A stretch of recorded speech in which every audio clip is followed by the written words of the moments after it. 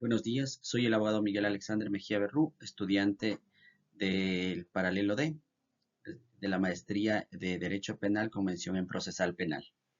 El tema que voy a presentar es la violación al debido proceso y la constitucionalización del derecho procesal penal en el caso Alejandro Ponce Villasís y Alejandro Ponce Martínez contra la República del Ecuador.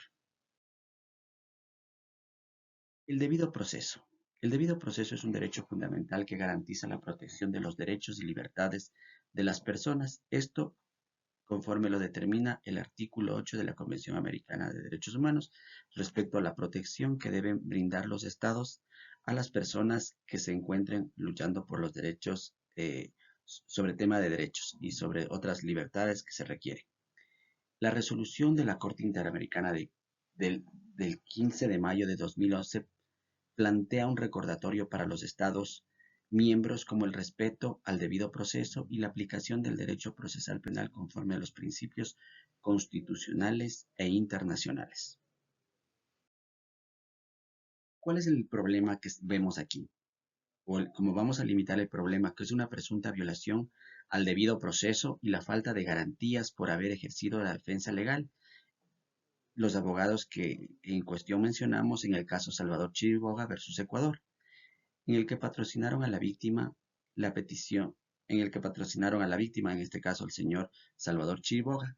¿Cuál fue la petición de los abogados? La petición es que se dé medidas provisionales para que en vista del hostigamiento, del acoso que presentaban los abogados por haber ejercido esta representación.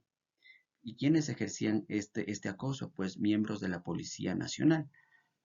¿Cuál va a ser el objetivo de este trabajo? Va a ser determinar la posible vulneración al debido proceso en el caso que les hemos mencionado y la relación con la constitucionalización del derecho procesal penal en Ecuador. ¿Cuáles son los objetivos específicos dentro de este ensayo? Son examinar los hechos denunciados por los abogados dentro del marco eh, de la Convención Americana sobre Derechos Humanos y el derecho procesal penal ecuatoriano, evaluar cuál fue la respuesta de la Corte Interamericana de Derechos Humanos. Bueno, como debido proceso, primero quisiera puntualizar que para Luigi Ferrajoli, en su obra Derecho y Razón, Teoría del Garantismo Penal, define al debido proceso como un conjunto de garantías procesales destinadas a limitar el poder punitivo del Estado, protegiendo los derechos fundamentales del acusado. Ramiro Ávila Santamaría, el debido proceso, señala que el debido proceso es un derecho fundamental cuya finalidad es proteger a las personas frente a los posibles abusos del sistema judicial administrativo.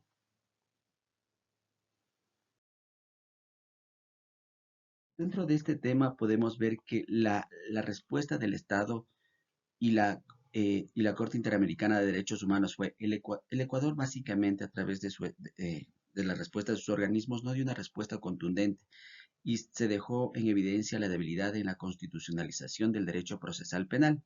Básicamente se limitó a decir que esto ha sido puesto en conocimiento del Ministerio del Interior y que se dará un seguimiento para determinar la veracidad de los hechos denunciados por los abogados. Por su parte, la Corte Interamericana reconoció la obligación de los Estados miembros de garantizar la seguridad de todas las personas bajo su jurisdicción. Sin embargo, la Corte Interamericana no provisionó estas medidas provisionales por los abogados, tal vez de aquí planteándonos esa debilidad también de la Corte Interamericana, del sistema interamericano en la protección de los derechos o de las personas que ejercen la defensa de derechos en los procesos.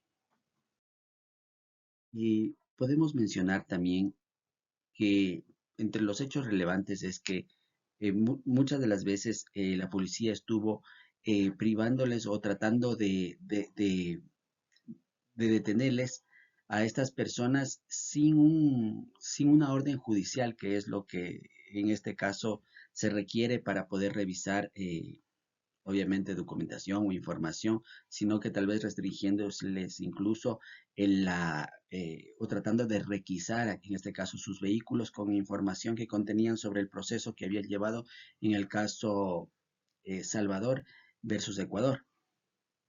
Entre las conclusiones que nosotros podemos determinar es que hay deficiencia en la aplicación del bloque de constitucionalidad. ¿Por qué? Porque básicamente la Corte Interamericana aquí no les dio, no les otorgó las medidas provisionales a los abogados que estaban en defensa de derechos o luchando por los derechos de las personas.